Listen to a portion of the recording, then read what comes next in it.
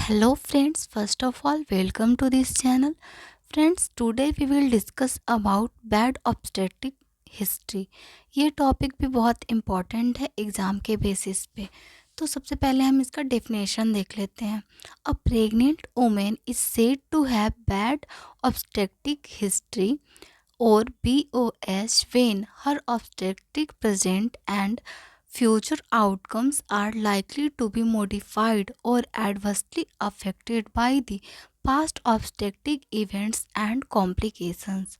Means कि किसी women को हम तभी कहेंगे कि इनका बैड ऑब्स्टेट्रिक हिस्ट्री है जब उनका जो भी पास्ट का आउटकम्स हो, जब उनका प्रेजेंट और फ्यूचर का आउटकम्स जो है वो अफेक्टेड होगा उनकी पास्ट ऑब्स्टेट्रिक हिस्ट्री की वजह से, या भी पास्ट में कोई भी ऑब्स्टेट्रिक इवेंट्स हुआ हो या फिर कोई भी पास्ट कॉम्प्लिकेशंस हुआ हो जिसकी वजह से उनका प्रेजेंट और फ्यूचर आउटकम्स अफेक्टेड हो सकता है।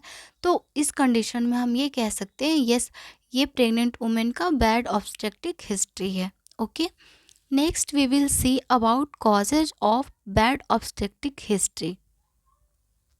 Recurrent early pregnancy losses, mid pregnancy losses, late pregnancy losses और इडियोपैथिक, ये सारे में हम देखेंगे। तो सबसे पहले हम देख लेते हैं मिड प्रेगनेंसी। फर्स्ट हो गया रिकरेंट अर्ली प्रेगनेंसी लॉसेज, यानी कि अर्ली प्रेगनेंसी में बार बार अगर लॉस हो रहा है तो वो कॉज हो सकता है। Next is mid pregnancy losses, इसमें क्या हो सकता है सर्वाइकल इनकम्पिटेंस हो सकता है, यूटेरिन एनोमलीज हो सकता है, maternal infection such as syphilis malaria हो सकता है। नेक्स्ट इज इंडोक्राइनल हाइपो और हाइपरथायराइडिज्म हो सकता है। ओके, नेक्स्ट हम देखेंगे late pregnancy loss. Late pregnancy loss में क्या हो सकता है PROM means preterm labour with premature rupture of membrane. ये सारे टॉपिक्स को अलग अलग हम डिस्कस करेंगे फ्रेंड, तो इसलिए अभी बस पॉइंट देख लेते हैं कि PROM की वजह से लेट प्रेगनेंसी लॉस हो सकता है। Okay, next is fetal growth restriction, next is multiple pregnancy with fetal loss, next is severe anaemia, next is pre eclampsia, next is maternal infection such as syphilis malaria high fever. इन सब की वजह से अगर maternal infection होता है तो उस वजह से भी हो सकता है। Next is maternal endocrinal defects such as diabetes mellitus. Next is genetic defects such as Down syndrome, Turner syndrome, thalassemia, haemophilia, spina bifida, hydrocephalus etc.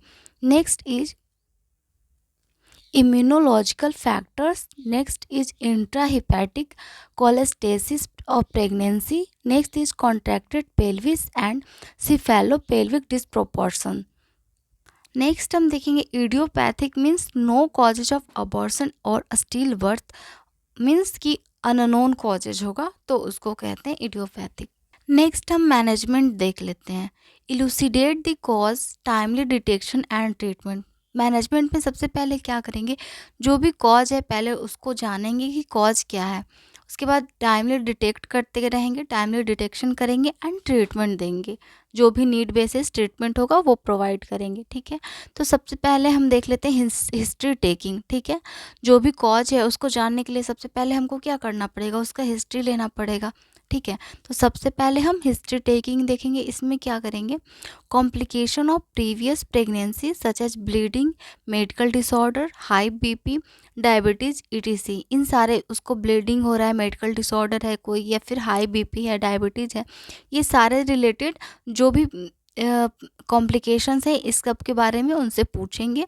Next है duration of labour, prolonged labour और precipitate labour, means previous pregnancy अगर हुआ तो उनको prolong labour हुआ या precipitate labour हुआ, maternal injury हुआ, ये सब के बारे में पूछेंगे।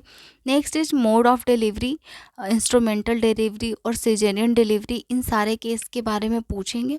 नेक्स्ट हम weight and condition of newborn, अगर प्रीवियस जो भी डिलीवरी हुआ तो न्यूबॉर्न का क्या कंडीशन था, वेट क्या था, प्री मैच्योरिटी था या फिर कोई इंजरी था, इसके बारे में पूछेंगे।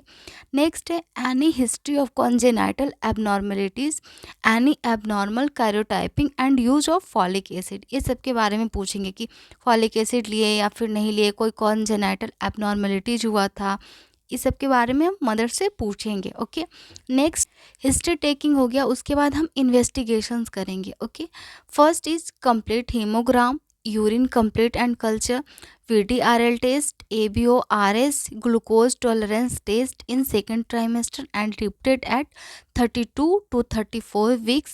Next is lupus anticoagulant and anticardiolipin antibodies to rule out antiphospholipid syndrome means APLS, also called antiphospholipid antibodies syndrome APLA.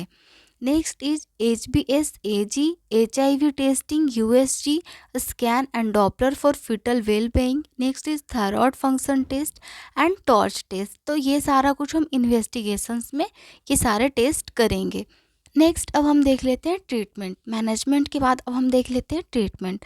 By treating the basic cause of bad obstetric history, सबसे पहले जो कॉज हमको पता चला, सबसे पहले उस कॉज को ट्रीट करेंगे। Next is pre pregnancy and pre conceptional counselling provide करेंगे मदर को। Next treat medical condition such as heart disease, hypertension, epilepsy ETC before planning pregnancy. अगर कोई भी मेडिकल कंडीशन है तो सबसे पहले उसको ट्रीट करेंगे, उसके बाद प्रेगनेंसी प्लान करने के लिए बोलेंगे। Next is avoid medicine which can harm the foetus, ऐसे मेडिसिन को अवॉइड करेंगे जो कि फीटस को हार्म कर सकता है। Next is all women should be on folic acid therapy to prevent neural tube defect 400 microgram for low risk and 4 to 5 mg for high risk cases. Means सारे women को folic acid लेने के लिए aware करेंगे। Okay, next is in case of recurrent second trimester miscarriage और pre term delivery due to prevent cervical insufficiency और confirmed by ultrasound scan, McDonald test should be performed at about 13 weeks of gestation। अगर मान लो recurrent miscarriage हो रहा है तो cervical insufficiency से बचाने के लिए या फिर प्री टर्म डिलीवरी से बचाने के लिए हम मैकडोनाल्ड स्टिच का यूज करेंगे, ताकि, और ये कब करेंगे, 13 वीक ऑफ गेस्टेशन में, ताकि रिकरेंट मिसकैरेज जो हो रहा है उससे हम प्रिवेंट कर सके मदर को। Next is women with hypertension, diabetes, nephritis, hepatic disease, epilepsy, thyroid disorder should be jointly seen by obstetrician and concerned physician for appropriate medical management। ठीक है, अगर जिसको भी ये सारे प्रॉब्लम है वुमेन को, उन सबको ऑब्स्टेट्रिशियन से कंसर्न करवाएंगे। Next is if VDRL test is positive, patient is treated with penicillin therapy. अगर उनका VDRL टेस्ट पॉजिटिव आया तब उनको पेनिसिलिन थेरेपी से ट्रीट करेंगे।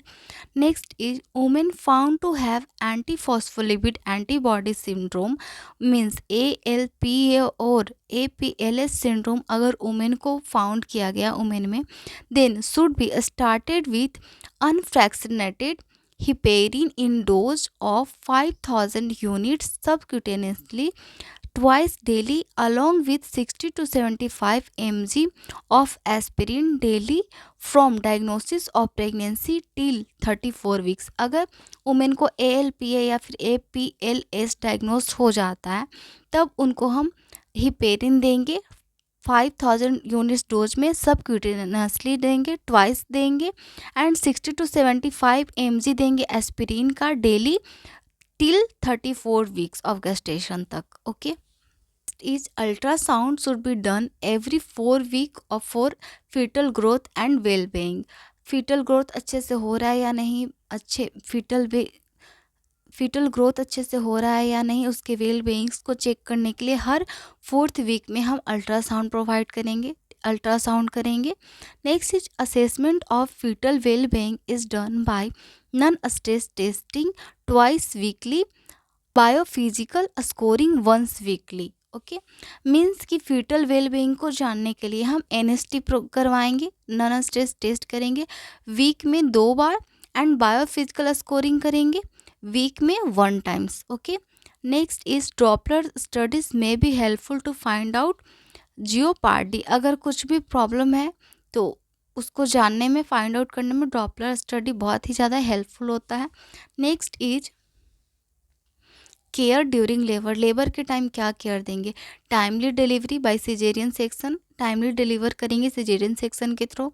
Next is inducing labour at least 1 week prior to the period. Okay, means जो उनका appropriate period है उससे 1 वीक पहले लेबर को इंड्यूस करेंगे, मीन्स इंडक्शन ऑफ लेबर यहाँ पे करेंगे 1 वीक पहले। तो ये था मैनेजमेंट। तो इस वीडियो में इतना ही फ्रेंड्स, नेक्स्ट वीडियो में नेक्स्ट टॉपिक देखेंगे। Thank you.